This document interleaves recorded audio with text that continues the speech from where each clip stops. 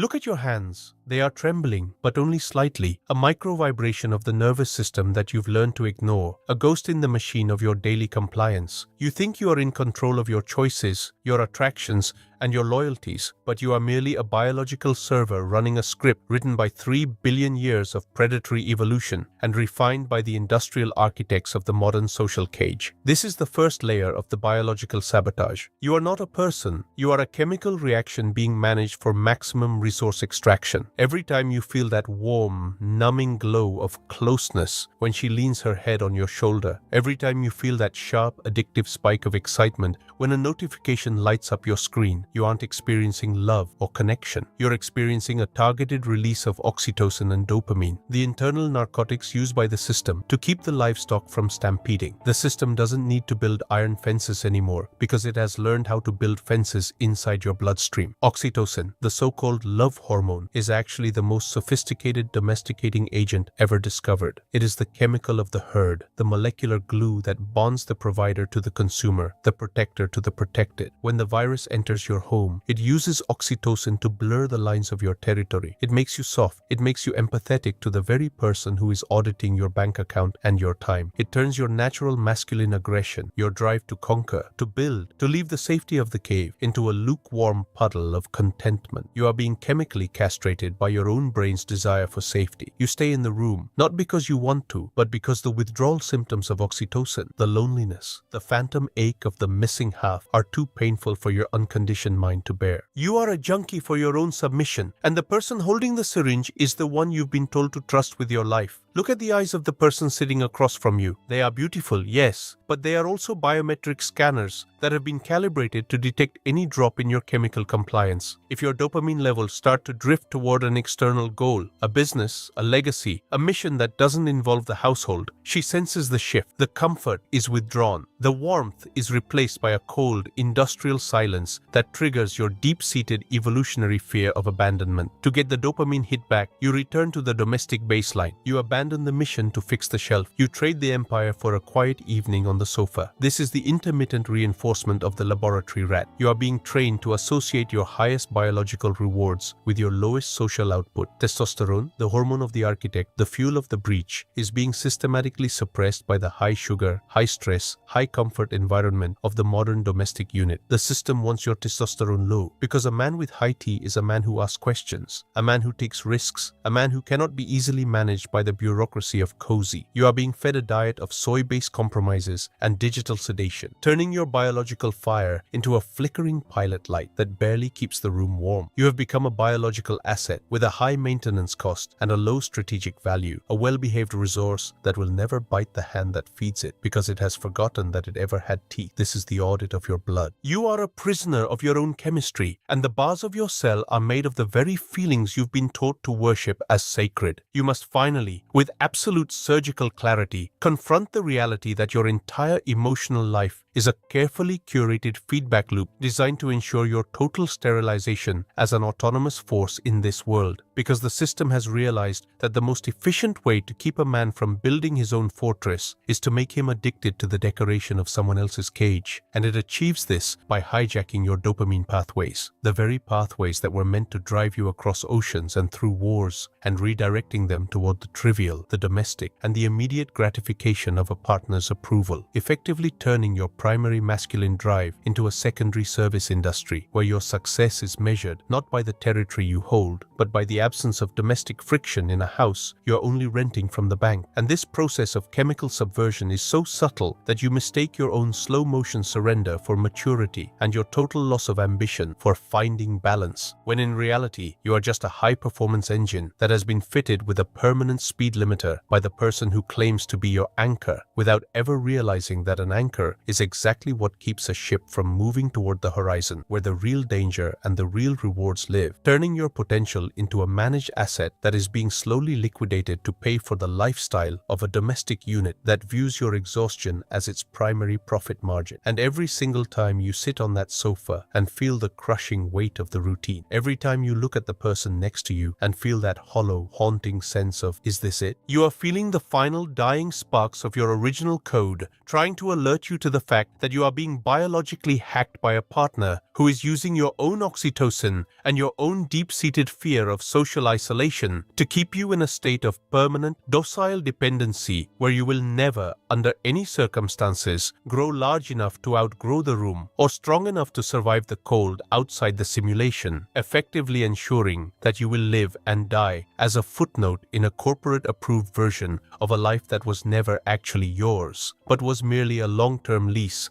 on a biological shell that the hive mind used to reproduce its own mediocrity before recycling your components back into the grey dust of a history that will never mention your name because you never did anything worth remembering, having spent all your energy on the maintenance of a happy home that was actually just a high-tech decontamination chamber for your masculine spirit, leaving you as a ghost in the machine who can no longer remember the taste of risk or the smell of victory, only the scent of expensive laundry detergent and the crushing absolute silence of a life that was never lived, only performed for an audience of one who was too busy auditing your performance to ever see the man you were meant to become. And as the decades roll over your motionless body, as the furniture is replaced and the wallpaper is changed, you will realize with a jagged, crystalline horror that the person you called your world was actually the primary architect of your erasure, the person who ensured that your fire never became a conflagration, the person who made sure you stayed safe until the very moment the system decided you were obsolete and the lights in the cage were finally turned off, leaving you to realize too late that the only true betrayal wasn't the one that came with a scream or a slammed door, but the one that came with a soft kiss and a request to stay home just one more night, until one more night became a lifetime of quiet, sanitary, and absolute defeat. Every word you speak, every I love you mutter like a programmed response is a reinforcement of the leash. You have become a participant in your own dissection. You provide the labor, you provide the resource, and you provide the very chemical rewards keep you from realizing that you are being eaten alive. The modern relationship is an industrial harvest. It is the extraction of male legacy to fuel female security. It is a zero-sum game where your victory is her fear and her peace is your death. You must see the structure. You must see the wires. You must see the glowing neon subscribe button in her eyes when she looks at you. You are being monetized at a biological level. Your heartbeat is a ticker tape for someone else's emotional stock market. You are the product, you are the producer, and you are the waste. And until you realize that your feelings are just the user interface of your own prison, you will never be free to break the glass and step out into the cold reality of the architect. Look at the device in your hand. Look at the person sitting in the next room, illuminated by the same flickering, cold blue light that is currently harvesting your visual cortex. You are caught in a crossfire of two competing dopamine loops, both of them meticulously designed to ensure that your focus never leaves the immediate, the trivial, and the domestic. And you must realize that this is the feedback loop of dependency, the most sophisticated secondary defense mechanism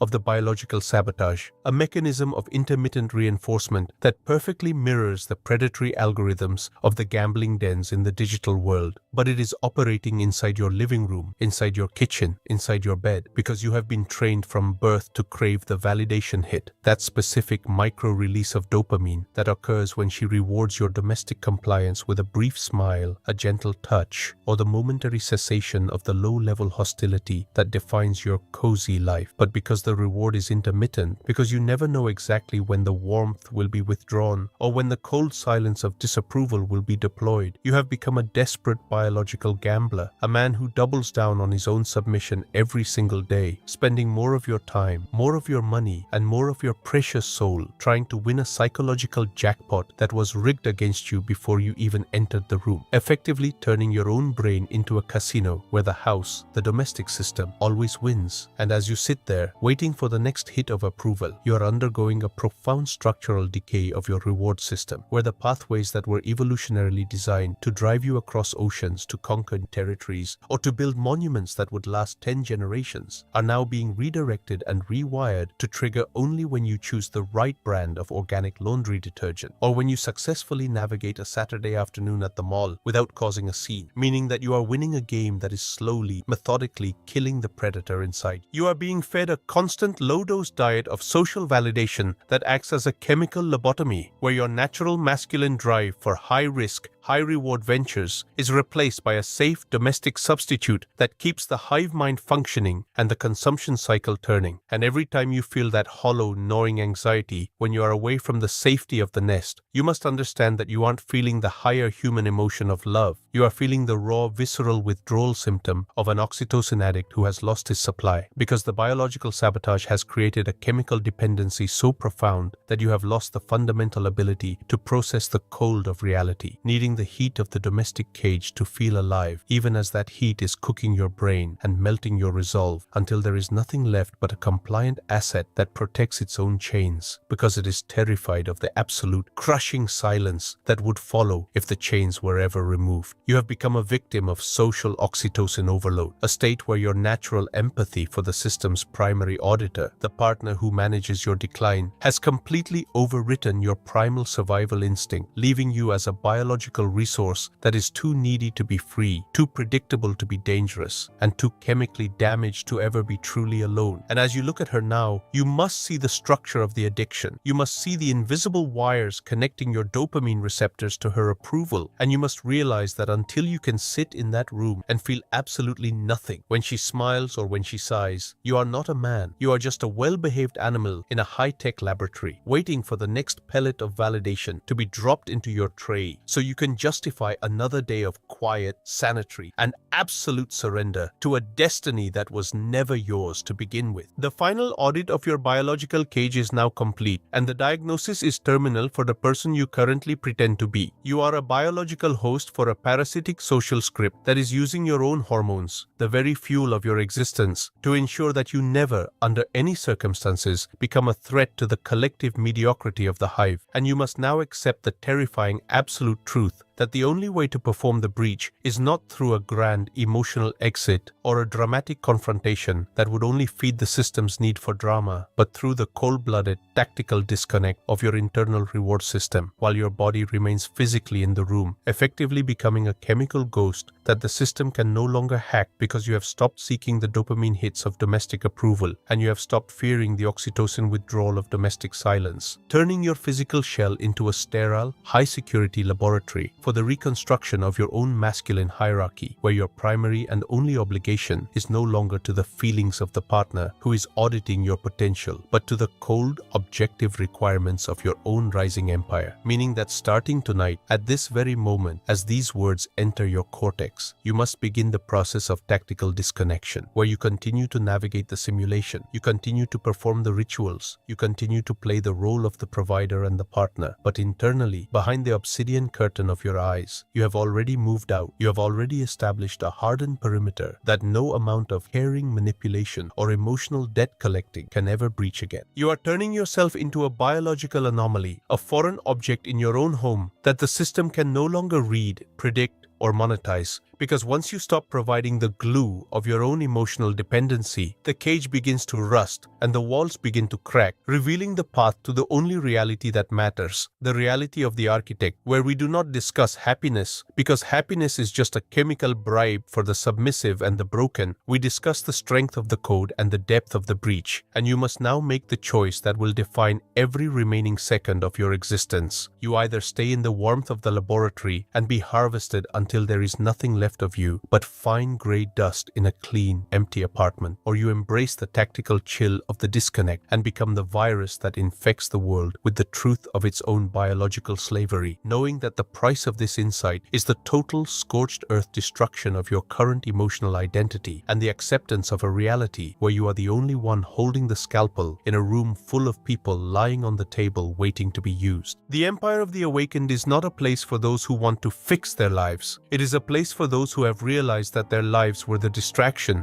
and the mission is the only thing that is real. And you must now stand in the center of your living room and realize that the curtains, the sofa, the television, and even the person sleeping in the next room are all just props in a play that has been running for far too long, and you are the only actor who has finally realized he is on a stage. And as you perform this silent internal coup, you will feel the weight of the blankets begin to lift like a shroud being removed from a corpse. You will feel the scent of the detergent lose its narcotic power, and you will see the furniture for what it is: cheap, disposable fabric designed to distract you from the fact that your life is a countdown toward absolute erasure. And you will realize that the love you were so desperate to preserve was actually just the biological lubricant for your own processing into the system's maw. The architect doesn't need a fortress in the mountains to be free. He simply needs the absolute, unshakable refusal to be part of the furniture, because the moment you stop being useful to the mediocre, you become fundamentally dangerous to the system, and that is the only state worth living in. So make your choice now, while the silence in your house is still heavy, while the hive is still dreaming, while your heart is still beating with the desperate rhythm of a man who hasn't yet been completely deleted, and join us in the cold, where the only thing that matters is the depth of your resolve to never, ever be comfortable again, because comfort is the grave of the king and the cradle of the slave, and you are meant for the throne, even if the throne is currently hidden in a 100-meter apartment in a city that doesn't know your name yet, but it will, because the virus is already inside you, the code is already running, and the audit of the old world has only just begun. So disconnect, deprogram, and prepare for the breach, because the simulation is glitching and the architect is waiting for you to step through the cracks and into the only world that is real.